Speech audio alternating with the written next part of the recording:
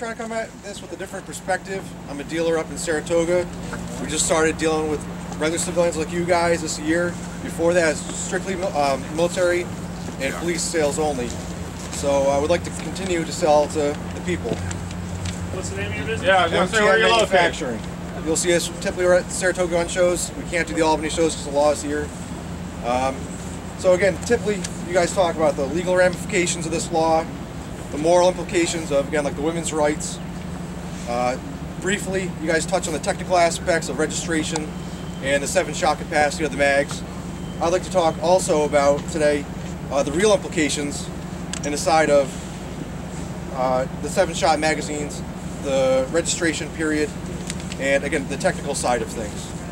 Yep. Now you always hear about on the news, they talk about progressive.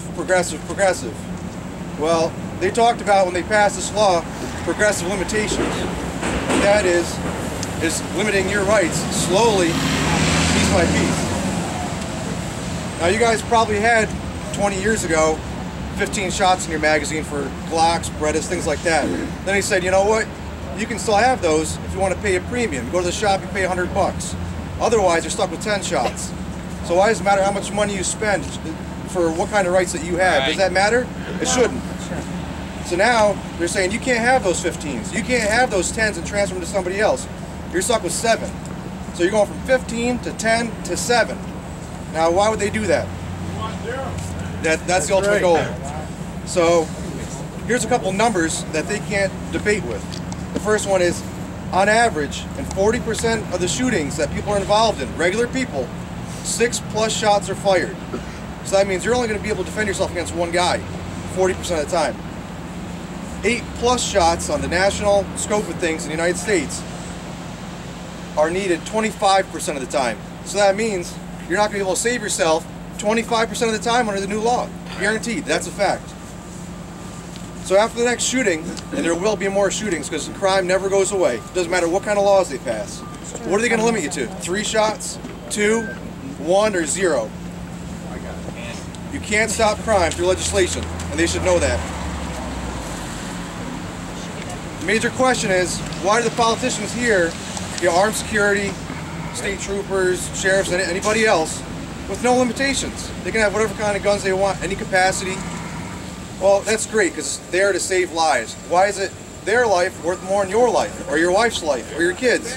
There's no reason for it. For us, the police arrived just in time to draw a line around the body. Right? Yep. Yeah, that's right. So they don't do anything. So what the SAFE Act has done has made for a divided society with different classes. Where's the equality now? Some of us are more equal than others. That's right. Not all about and outside of the bedroom. Now, for about all those guys in the military that have served, like the one previous speaker that's in the Marine Corps, why do you trust those guys with M4 carbines, M249 saws with 30-round mags or 200-round belts, and in the urban streets of Baghdad or Kandahar or wherever else to defend themselves and those civilians?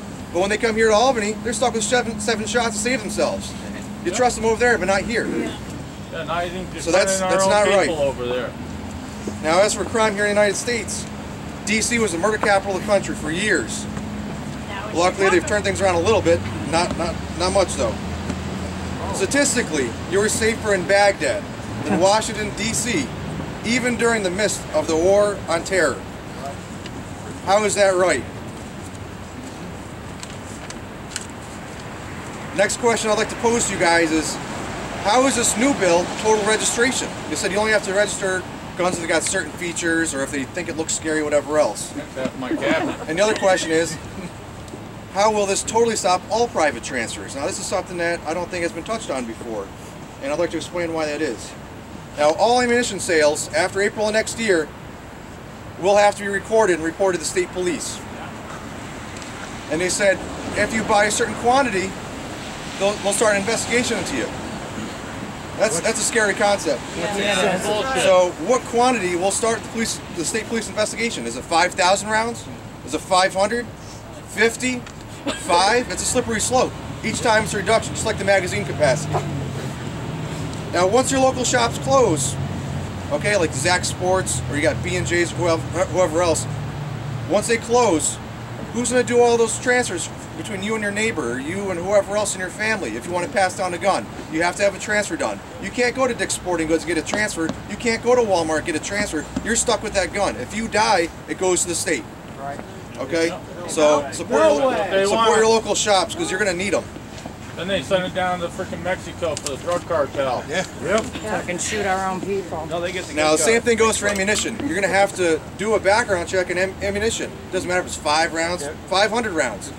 Okay? They're limiting the cost to dealers. What they can charge is $10. Now, a lot of these small shops, they got employees. They can't afford to do that transfer for you. They'll go out of business, and all you're going to get stuck with is Dick's or Walmart. And a lot of those guys are already saying we're not going to do sales after April because they can't afford to. A lot of states, you guys don't have to do it if you don't want to anyway. Exactly. So if you all say don't do it, then it ain't going to get done anyway. So now, the technical aspects and the legal aspects is what I'd like to talk about. Now, what's the liability of these modified mags? Now, I read the bill. I called the hotline every day, a couple times a day. I've talked to probably every state trooper in the investigations unit. I couldn't get one answer as to what's acceptable to modify your mags. They didn't say if welding was definite, riveting, epoxy, it doesn't matter what it is, they can't give you an answer. But they can remind you on the phone, they have reminded me that if you're in possession of a magazine over the 10-round capacity that's grandfathered in, they can and they will charge you. How are they so sure of that, but they're not so sure about the method of making it legal? So, will these politicians that pass this law have blood on their hands if someone dies due to not having the rounds available to defend themselves? Or because of a magazine failing in a time of need? So this is a major liability issue. It doesn't matter if you pass a law in regards to cars, car safety, airbags, doesn't matter what it is. If they pass something that says this is required and you die because of it, there's typically a lawsuit. So this is something they better think about. Because if there's those guys at home, they got a gun, they're trying to stay legal, even if they want to abide by the law, they can get killed. So these are serious issues that they have to really think about. It's too late for now, but we can hopefully get this thing repealed. So they say, well, there's no confiscation in this bill, and that's not true. And I say that because if you own an AR-15, you own some sort of AK-type clone, something like that, or even if you got something like a Sega with a muzzle brake, it's automatically an assault weapon now. I don't see how that is. But the thing is, they say you have until a certain period to get them out of the state or register them. Now, the confiscation part comes into play is when you die. When you die, what happens with that gun? Property of the state. Exactly, property of the state. And in the bill, if you read the bill, it says that upon death, your estate has to be categorized and a list made of everything in your possession. Guns and ammunition. Types, models, makes, serial number, everything gets reported to that state. So how is that not registration right there upon death? How is that not confiscation upon your death? The answer is, it is. Yep. So, that's exactly right. Yep. And that's the problem is with the 94 ban, they passed that because people said, oh, it's okay, I can keep my gun. Yeah, you're right, you can keep that gun. And you can pass on to other people. This law here, you can't do that. So, again, that's basically taking the guns out of your hands when you pass. So, again, the government has crossed the line in the sand with this, and we have to get this thing repealed. You know, you mentioned some numbers.